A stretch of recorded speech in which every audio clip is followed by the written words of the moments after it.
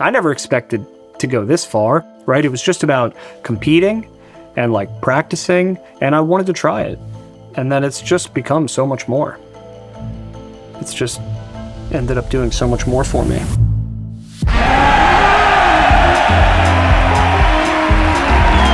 Chef, what inspired this dish?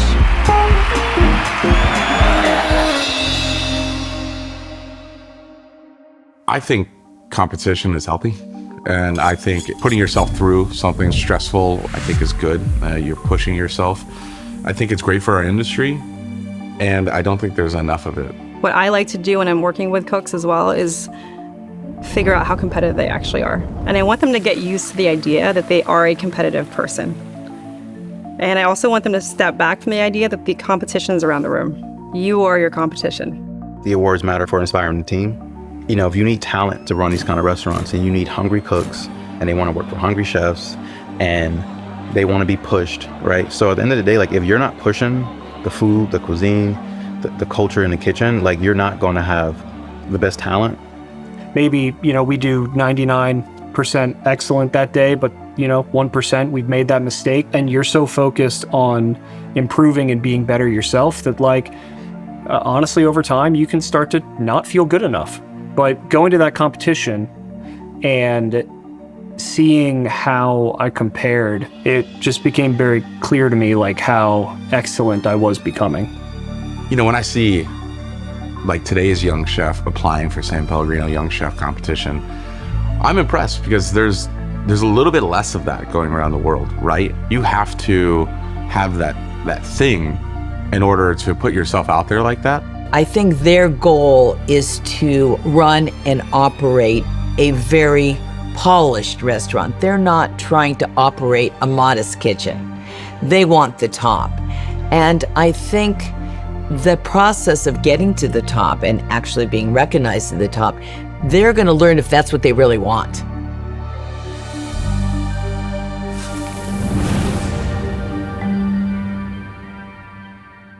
What it means to me to cook for this panel of judges who I immensely admire.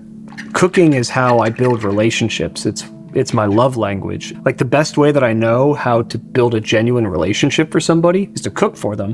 And I get to do that. I get to do that for these judges, right? That's just very powerful for me. Mm-hmm. Recognitions go across all fields, right? And in our world, it's been something that's been a part of it for quite some time. You know, you have Michelin started 100 years ago. But I think specifically S.Pellegrino Young Chef. S.Pellegrino is representing the best of the best, #1 in the world, and the young chef. So both ends of the spectrum. It really builds camaraderie and it really builds community in the restaurant where like, hey, like we're pushing for this thing, or we got recognized for all of this hard work that we did, whether it was like you, I don't know, scrubbing the oyster shells or you plunging the toilet in the middle of service, right? Like being recognized for that hard work for the team is so important.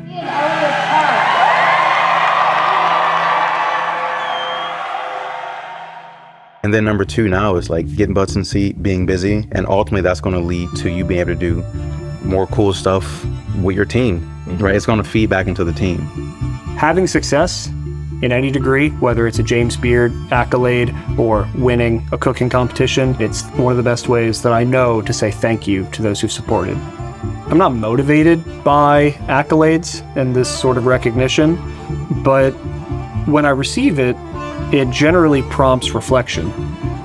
Okay, what's working and how do I push into that and lean harder into those habits? And what felt like a distraction and how do I cut that out? If you're in this for the awards, this is not the industry for you. This has got to be a pursuit of something greater than awards, greater than a medal, greater than a plaque. You know, all due respect to all of those publications, they're incredible. They give us visibility, but if you're not working towards something bigger than an award, you're not going to last very long. I love being a student forever at this. It's impossible to know everything about food and cooking and culture. So what a cool thing that this gets to be my job, your job. You know, please, please, please don't look at the success points that people have right now. That's such a small part of it. And you don't see the loneliness, the hardship, the sacrifice that it requires to get to those points. And not everyone who gets to those points are very happy. So You have to figure out what makes you happy about what you do.